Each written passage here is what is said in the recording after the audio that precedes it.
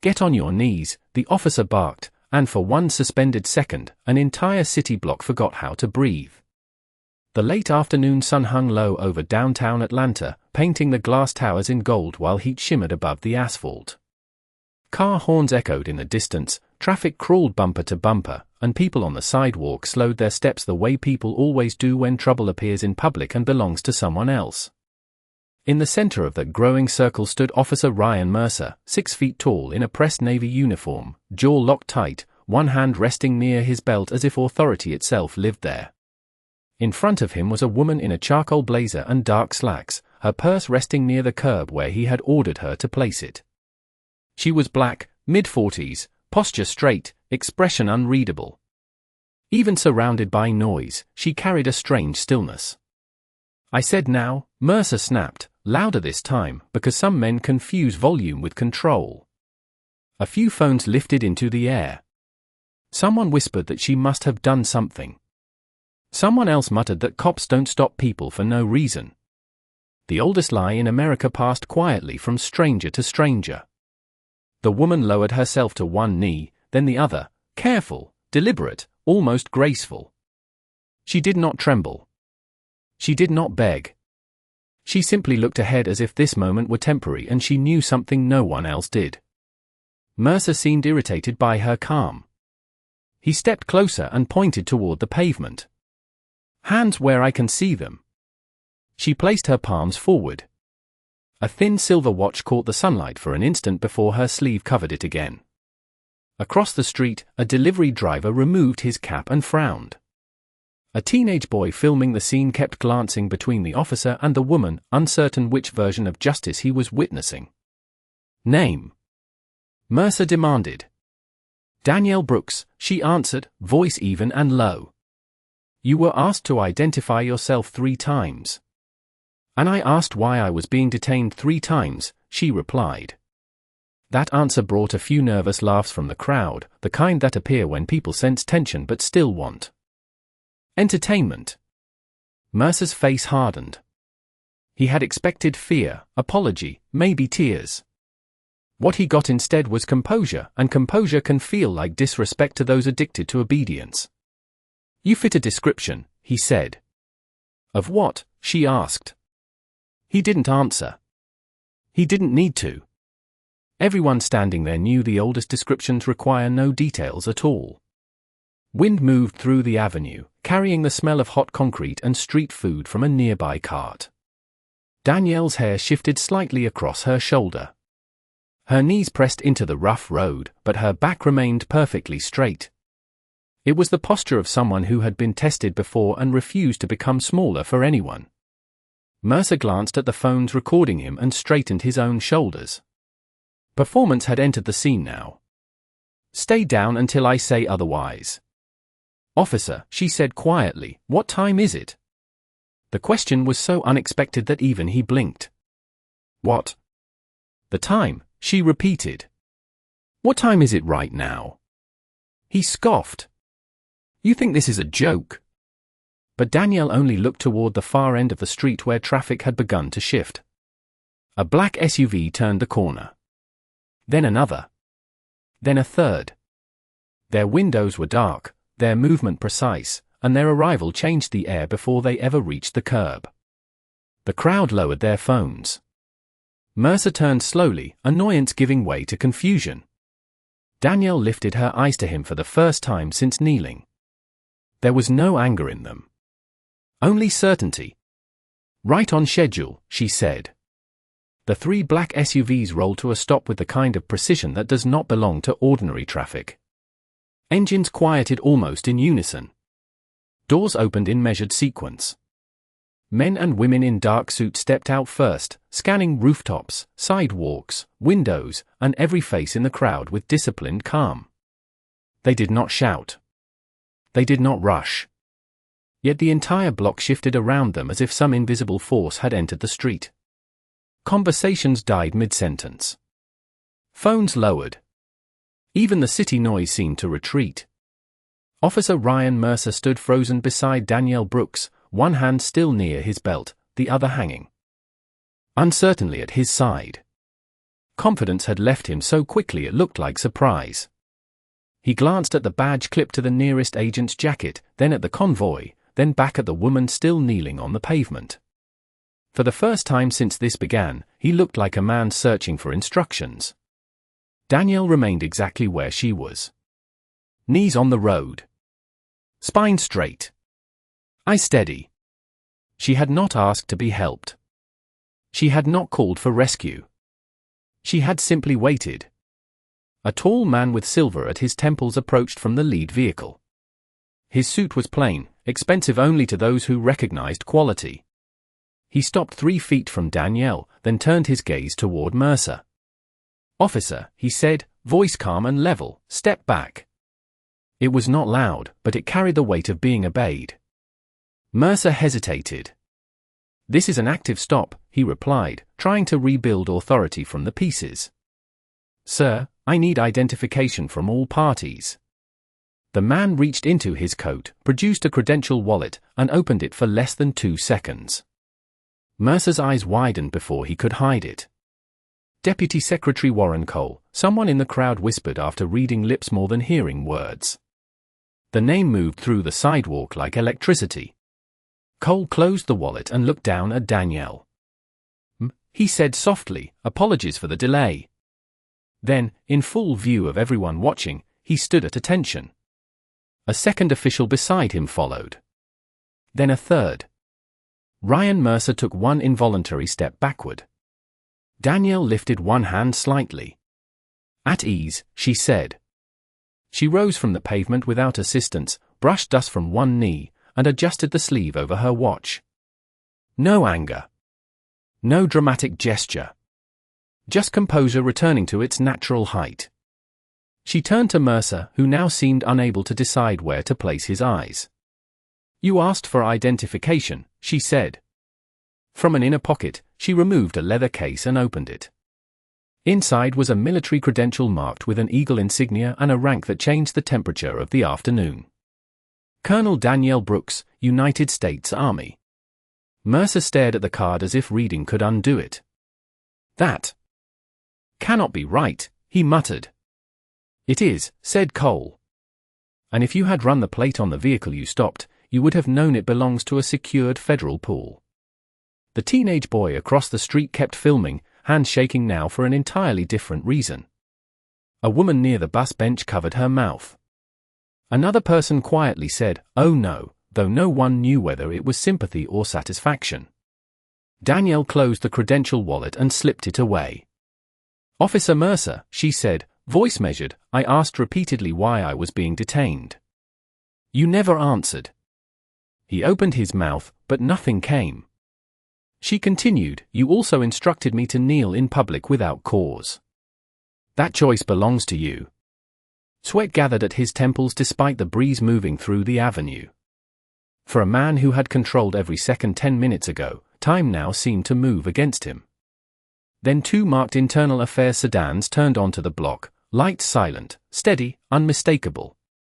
Mercer heard them before he saw them, and when he did, his shoulders dropped just enough for everyone to notice. The 2 internal affairs sedans stopped at the curb with none of the drama television had taught people to expect. No sirens. No flashing lights. Just quiet arrival, which somehow felt more serious.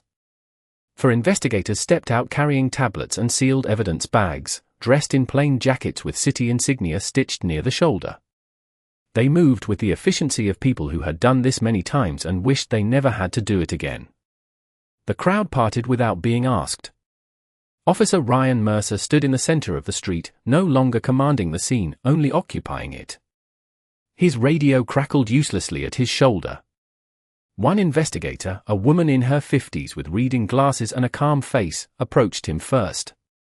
"Officer Mercer, remove your body camera and place it on the hood of the nearest vehicle." Her tone held no anger, which made it harder to resist. "This is unnecessary," Mercer said, voice dry now. "I had reasonable suspicion." "Then you will have every opportunity to explain it in writing," she replied. "Body camera, now." Across the sidewalk, Danielle Brooks stood beside Deputy Secretary Warren Cole while agents formed a discreet perimeter around them. She did not look triumphant. She looked tired, as if scenes like this had cost her something long before they cost anyone else. A little girl holding her mother's hand stared at Danielle with wide eyes, then straightened her own posture unconsciously, mirroring the Colonel without realizing it. Danielle noticed and offered the child a small nod. The girl smiled instantly. Mercer unclipped the camera from his chest and set it where instructed. Another investigator collected his patrol unit keys. A third asked for his service notebook. Each item removed seemed small by itself, but together they told a larger story. Authority can leave one piece at a time. Am I being suspended? Mercer asked. No one answered right away. Silence can be more honest than words. Traffic had been rerouted. Office workers crowded building entrances. Restaurant staff leaned out front doors. The teenage boy who had filmed from the beginning was now speaking into his phone, narrating events to someone who kept saying, "No way." On a nearby bench, an elderly man in a Braves cap shook his head slowly and said to no one in particular, "People only love power when it points away from them." Danielle heard him. She had heard versions of that sentence all her life. Cole turned toward her. "Colonel Brooks, transportation is ready whenever you are." She glanced at the investigators, then at Mercer. In a moment. She walked toward the officer until only a few feet separated them. He could not meet her eyes for long. "Do you know what the hardest part of this is?" she asked quietly. He swallowed. "I made a mistake." "No," she said. "Mistakes happen fast. This took choices." The words landed harder because they were gentle. He tried again. "I did not know who you were." Danielle's expression did not change. That is exactly the point. Around them, no one moved. Even those who disliked her wanted to hear what came next. "Respect that depends on rank is not respect," she said. "It is fear wearing manners." Mercer looked down at the pavement where she had knelt minutes earlier. For the first time, he seemed to understand what everyone else had seen from the beginning. Not a threat. Not a criminal. Not an inconvenience. A human being asked to prove she belonged. The lead investigator stepped forward with a document on a clipboard. "Officer Mercer, pending review, you are relieved of duty effective immediately." He signed because there was nothing left to do. Danielle turned away before he finished writing. She did not need to watch consequences arrive. She had lived long enough knowing they rarely came. As she approached the waiting SUV, the little girl from the sidewalk called out. Danielle paused. "Yes?" The child lifted her chin proudly and said, "You did not bend." Danielle smiled for the first time that day. "Neither should you." The door of the black SUV closed with a muted thud, shutting out the noise of the street but not the weight of what had happened there. Danielle Brooks sat upright in the rear seat as the convoy eased into traffic, Atlanta sliding past the tinted windows in streaks of glass and sunlight. For a few moments no one spoke. Deputy Secretary Warren Cole reviewed messages on a secure tablet across from her, while an aide in the front seat relayed route changes in a low voice. Outside, pedestrians walked, buses hissed at corners, and storefront signs blinked like the city had already moved on. Cities often do. People carry injustice for years. Streets forget it by dinner. Cole finally looked up. "The Pentagon requested confirmation you are still attending tonight's ceremony." Danielle adjusted the cuff of her blazer where road dust still clung faintly to the fabric. "I will be there." "After this?" he asked. She turned toward the window. "Especially after this." The convoy passed beneath an overpass where murals covered the concrete walls in bright colors and unfinished promises. A boy on a bicycle raced the lead SUV for half a block, laughing, then turned down a side street. Danielle watched him disappear and thought of the little girl on the sidewalk. "You did not bend. Neither should you." Some sentences stay longer than medals ever do. Cole studied her for a moment. "You knew those vehicles would arrive at exactly 4:20. "Yes." That is why you asked for the time. Yes. He gave a short smile. You planned to teach a lesson. Danielle shook her head once. No. I planned to keep an appointment. The answer lingered between them. She had learned long ago that truth does not need dramatic entrances. It only needs timing. The motorcade turned into the secured entrance of the Federal Civic Center, a steel and limestone complex where flags moved sharply in the breeze. Agents stepped out first, opening doors, scanning rooftops, guiding the route inside. Danielle exited without ceremony. Cameras waited beyond the main barricade, but she ignored them. Attention is easy to collect and expensive to carry. Inside the lobby, polished floors reflected the chandeliers above. Uniformed officers, city officials, veterans, and invited guests moved through registration tables holding programs embossed in gold. Tonight's event honored joint service leaders for disaster response operations across 3 states. Danielle had coordinated the largest airlift in the region during last summer's hurricane season. Hundreds of families reached shelter because logistics worked where roads had failed. Yet none of that was what people would talk about now. A young staffer hurried over, nervous and apologetic. Colonel Brooks, we can move your remarks later if you need rest. No need, Danielle said. We begin on time. In a nearby restroom mirror she washed dust from her hands. A faint mark remained on one knee where the pavement had pressed through fabric. She looked at it without emotion. Some stains fade faster than memory. Her phone vibrated with a secure message. Internal Affairs had already impounded body camera footage and patrol dispatch records. Another message followed from an unknown number. I am sorry for what happened today. It was sent from a city employee account with no signature.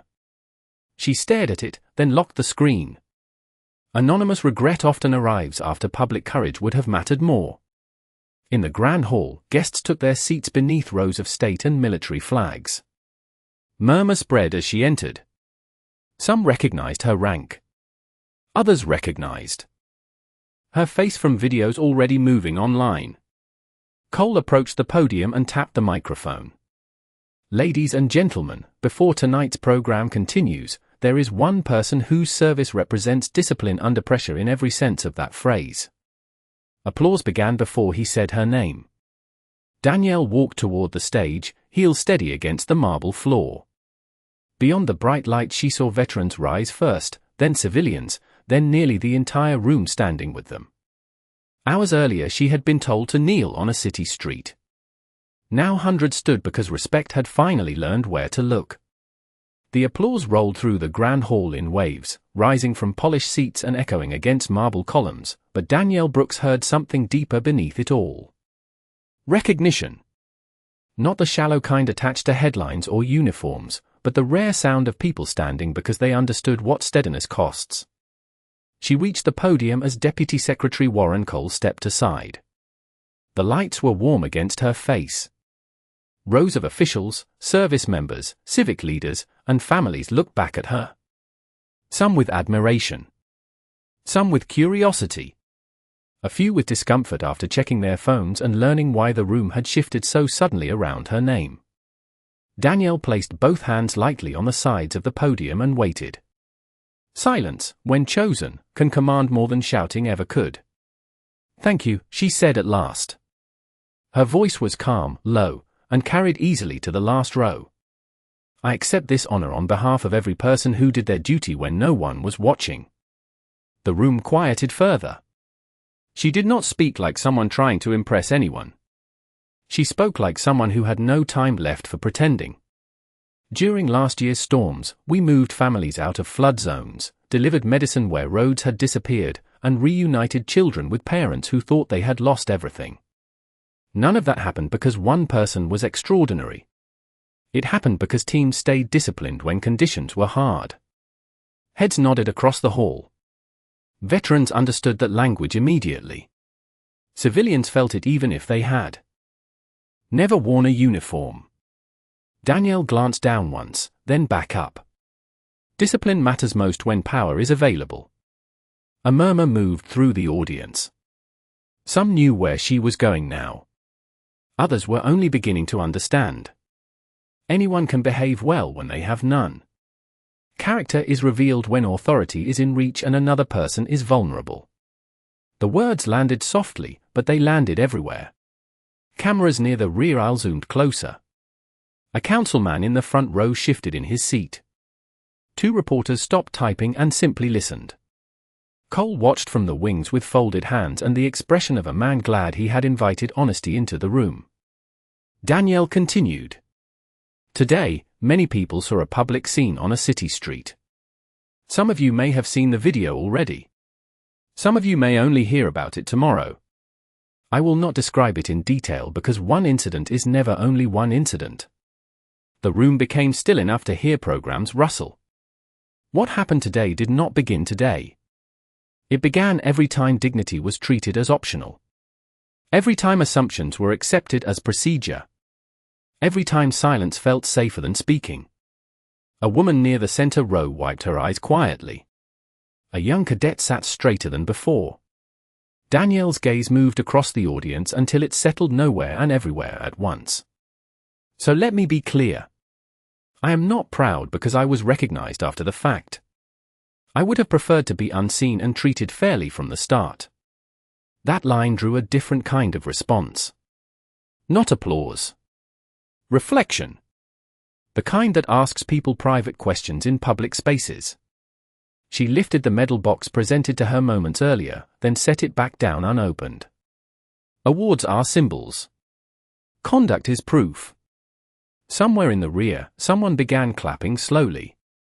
Then another. Then the room rose again, this time less polished and more human. Not ceremony now. Conviction. After the remarks, guests lined up to greet her. A firefighter thanked her for sending helicopters during the storm. A widow said one of those helicopters saved her husband's medicine supply. A young black officer in city uniform approached last, nervous hands clasped. Behind his back. He said, I saw what happened today. I just wanted to say I am sorry. Danielle studied him kindly. Then do better when your turn comes.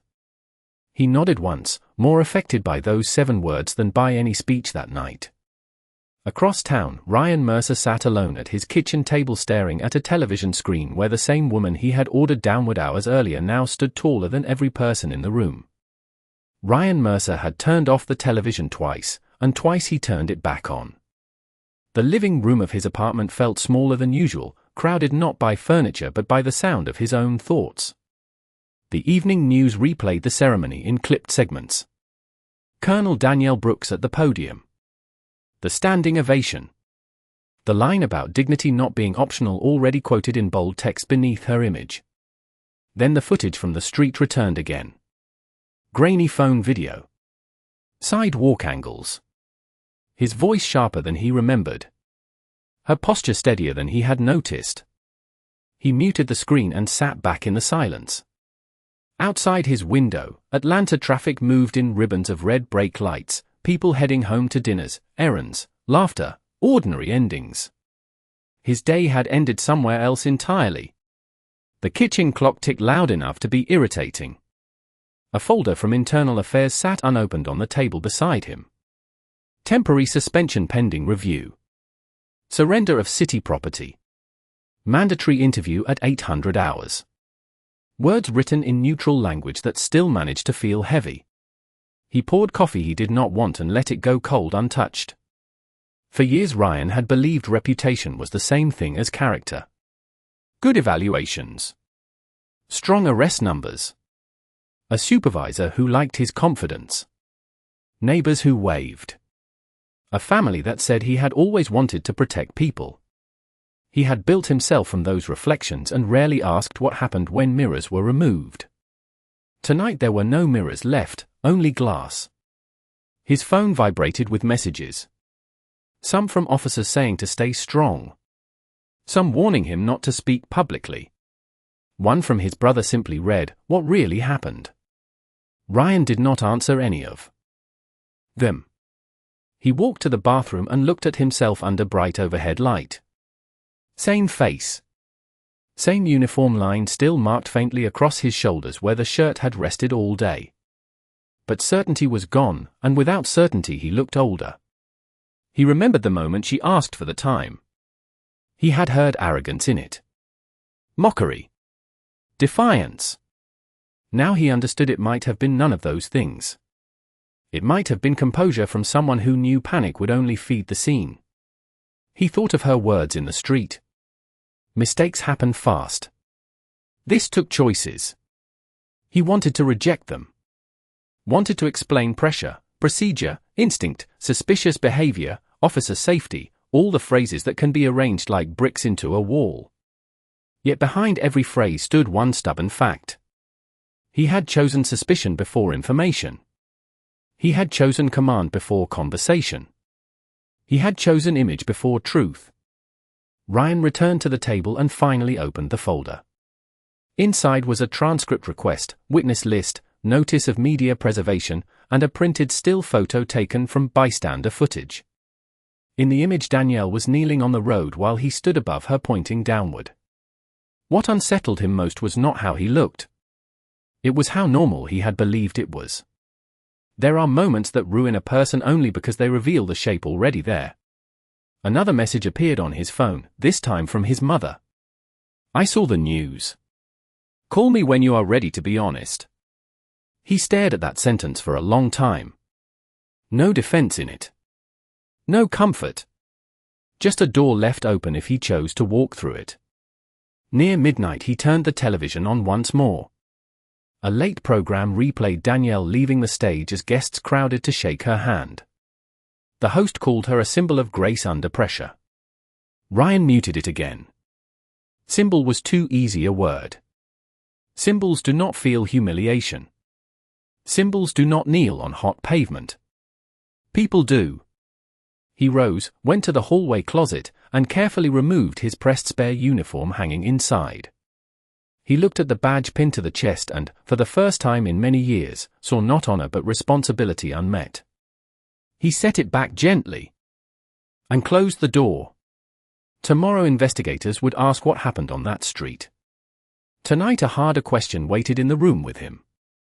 Who had he become when no one stopped him?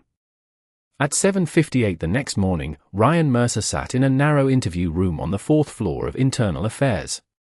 The walls were beige, the table was metal, and the clock above the door seemed louder than clocks anywhere else in the city. There were no windows. No crowd. No camera phones lifted for spectacle. Just fluorescent light and a paper cup of water sweating rings onto the table. Across from him sat investigator Lena Torres, glasses low on her nose, a legal pad open in front of her. Beside her was Captain Harold Whitaker from Professional Standards, hands folded, face unreadable. Rooms like this were designed to remove distraction until only truth remained, and truth rarely enjoys being alone. State your full name for the record, Torres said. Ryan complied. His own voice sounded unfamiliar, as if borrowed from someone who had slept better. We will review body camera footage, dispatch logs, witness statements, and your account, she continued. This is your opportunity to be accurate. He nodded once. Accuracy. Another word that felt heavier today than it ever had before. The footage began on the monitor mounted to the wall. Grainy chest-level movement. Traffic sounds. His own stride approaching Danielle Brooks near the curb. The first command. The second. The sharper tone after she asked why she had been stopped. Ryan watched himself from the outside and experienced the strange discomfort of seeing habits mistaken for necessity. He had remembered firmness. On screen it looked like impatience. He had remembered control. On screen it looked like escalation searching for a reason. Torres paused the video at the moment Danielle lowered herself to the pavement. What threat did you perceive here? She asked. Ryan stared at the frozen image. I believed non-compliance was increasing. That is not what I asked. He swallowed. I did not perceive a physical threat. Whitaker made a note without looking up. The interview moved on. Dispatch records showed no matching suspect. Report in the area. License plate logs showed no request had been run on the federal vehicle before the stop. Witness statements described his language as aggressive, dismissive, unnecessary. One teenager's video captured angles the body camera missed. Another bystander recorded the silence after the convoy arrived. It was astonishing how loud silence can look when replayed. "Did you know her rank at the time?" Torres asked. "No. Would your conduct have differed if you had?" Ryan answered too quickly. "Yes." Then he closed his eyes for half a second, hearing what he had admitted before they had to ask the harder question. Torres set down her pen. "That answer is the problem, Officer Mercer." No one in the room spoke for several seconds. There it was, plain and unadorned. Not policy. Not procedure. Value assigned after status. Respect delayed until credentials appeared. Ryan looked at the table and thought of Danielle saying respect that depends on rank is not respect. He had dismissed it yesterday as rhetoric. Here, under fluorescent light, it sounded like evidence. By mid-morning the interview ended. Temporary suspension converted to indefinite administrative leave pending termination review. Mandatory retraining if retained. Public complaint inquiry opened. Badge privileges revoked until final determination. Bureaucratic phrases again, but each one translated cleanly enough. Outside the building, reporters waited near the front steps.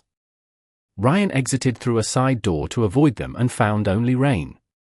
A light Atlanta drizzle coated parked cars and darkened the sidewalks. He stood beneath the awning, tie loosened, no shield on his chest, no script left in his pocket. Across the street, a city bus stopped and passengers stepped off one by one into the weather. Last among them was an elderly black woman carrying 2 grocery bags. One split at the bottom. Cans rolled across the wet pavement. Ryan moved instinctively, then hesitated, uncertain whether help from him would feel like help at all. The woman knelt slowly to gather what she could. No one else noticed. He crossed anyway, crouched without speaking, and picked up the cans one by one. She looked at him. Briefly, then at his empty shirt collar where a badge would normally rest. "Rain finds everybody," she said. Ryan handed her the final can. "Yes." She studied his face for a moment that felt longer than it was. "Then learn how to stand in it." She took her bags and walked away, leaving him on the sidewalk with no authority, no umbrella, and the first useful instruction he had heard in years. 3 days later, Atlanta woke beneath a clear sky and the kind of cool morning that makes the city feel briefly honest. News vans lined the curb outside police headquarters. Microphones were clipped. Camera lights were tested.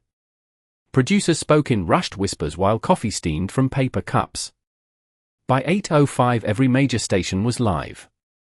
What had begun as one street encounter had become a larger conversation, and institutions often dislike mirrors until they are unavoidable. Inside the press room, rows of chairs filled with reporters, clergy leaders, neighborhood advocates, veterans, and city employees who had suddenly found time in their schedules. On the front wall hung the city seal polished bright enough to suggest certainty. At 8:15 the police commissioner stepped to the podium, flanked by legal counsel and the mayor. His shoulders were squared, but fatigue lived behind his eyes. After review of available footage, witness statements, and departmental findings, he began, "Officer Ryan Mercer has been terminated effective immediately." Pens moved. Cameras tightened their focus. In addition, the department will implement mandatory bias review, expanded stop documentation, and independent oversight recommendations. Questions erupted before he finished. Why now? Why only after public attention? How many prior complaints existed? The commissioner answered some, evaded others, and promised transparency in the careful language institutions use when trust has already left the room. Across town, Ryan watched the broadcast from a small diner booth near the interstate where nobody had recognized him yet. He wore a plain gray sweatshirt and a baseball cap pulled low. The waitress refilled his coffee without asking. On the screen, his name ran beneath bold red graphics. Terminated officer. Viral incident. Reform measures announced. Words that once belonged to other people now belong to him. He did not mute it this time. Punishment is loudest when fully heard. At another table, two construction workers discussed the story between bites of breakfast. Should have happened years ago, one said. The other shrugged. Maybe. But people only care because the woman was important. Ryan stared into his cup. There it was again, the same broken logic dressed as realism. Worth measured by title. Respect delayed until credentials. He almost turned around to argue, then stopped. He had once been the man saying versions of that sentence with cleaner words. Meanwhile, Danielle Brooks stood in a community center gymnasium on the south side of the city, sleeves rolled neatly to the forearm, helping set folding chairs in straight lines. No cameras had followed her there. Children from a youth leadership program were arriving for a scheduled workshop she had promised to teach months earlier. Basketball lines crossed the polished floor in bright colors. Posters on the wall read "Dream big and stay ready." A volunteer hurried over holding a phone. Colonel Brooks, they just announced he was fired. Danielle continued unfolding chairs. I heard. How do you feel? The woman asked, expecting relief, maybe celebration. Danielle aligned two chairs until their legs matched perfectly. Like one consequence arrived. The volunteer blinked, unsure what to do with an answer that refused drama. Soon the gym filled with teenagers carrying notebooks and uncertain confidence. Danielle began the session with no mention of headlines. She spoke about preparation, discipline, reading contracts, financial literacy, public speaking, and how to remain steady when rooms underestimate you. The students listened harder than most adults ever do. Near the back sat the little girl from the sidewalk, now wearing a school uniform and clutching a spiral notebook. Her mother had recognized the flyer and brought her early. During questions, the girl raised her hand first. How do you stay calm when people are unfair? The gym went quiet. Danielle smiled gently. I decide they will not get to choose who I become. Pens moved quickly across pages. At the diner, Ryan paid his bill and stepped outside into bright daylight. His phone buzzed with another alert. The youth workshop featuring Colonel Brooks was trending locally because someone had posted a photo from inside the gym. In the image, she stood surrounded by students leaning forward to listen. No podium. No convoy. No medals. Just influence where cameras rarely go. Ryan slipped the phone back into his pocket and looked up at the clear sky. Losing a job had made headlines. Building people would not. Yet one mattered far more than the other, and for the first time he understood which one history remembers. 2 months later, summer heat rose early from the sidewalks of Atlanta, turning the air soft and bright before noon. At the South Fulton Civic Field, folding tents lined the grass, food trucks parked along the curb, and families filled the park with the sound of children, music, and weekend relief. A banner stretched across the entrance read Community Day of Service. Local teachers gave away school supplies. Veterans offered mentorship sign-ups. Nurses checked blood pressure for anyone who asked. It was the kind of gathering that rarely trends online because kindness does not compete well with outrage. Near the center of the field stood Colonel Danielle Brooks in a navy polo shirt and khaki slacks, sleeves rolled neatly, helping teenagers unload bottled water from a truck. She laughed easily now, moving from station to station without entourage or announcement. Some recognized her and asked for photos. Most simply knew she was the woman making sure things ran on time. In many ways, that was the higher rank. At the far edge of the park, Ryan Mercer stood beside a volunteer table stacked with boxed lunches. He wore no uniform, only a plain badge-shaped name tag that read Ryan. Community volunteer. The city had required service hours as part of a diversion program tied to his final disciplinary settlement. He could have treated it as punishment. Instead, he kept showing up after the hours were complete. Shame can begin a journey if pride finally gets out of the way. 4 weeks he had sorted donations, cleaned parks, carried crates, and listened more than he spoke. Some people ignored him. Some knew exactly who he was and let silence do the talking. He accepted both. Around noon, the lunch line surged after a youth baseball game ended. Children crowded forward laughing, gloves tucked under arms, caps crooked in every direction. Ryan handed out sandwiches, fruit cups, and water bottles one by one. When supplies ran low, he jogged to the storage tent and returned with more cases balanced in both arms. Sweat darkened his shirt. Nobody applauded. Good. Work does not need witnesses to count. As he rounded the table again, he nearly collided with Danielle Brooks. She had come to restock clipboards and did not step back. For a second the noise of the park seemed to narrow around them. Ryan set the boxes down carefully. Colonel Brooks. She looked at the name tag, then at him. Mr. Mercer. No hostility. No warmth. Just accuracy. He nodded once. I did not expect to see you here. That would be unfortunate, she replied. This was my idea. He glanced around at the tents, the students, the veterans helping children tie shoelaces for races. Of course it was. A volunteer called for more water at the fire station. Danielle picked up one side of a heavy case. Ryan instinctively grabbed the other. Together they carried it across the grass in silence. At the hydration tent she thanked him with a brief nod and turned to leave. He said. She stopped. I know apology does not repair what happened. No, she said. It does not. He swallowed and continued anyway. But I am sorry.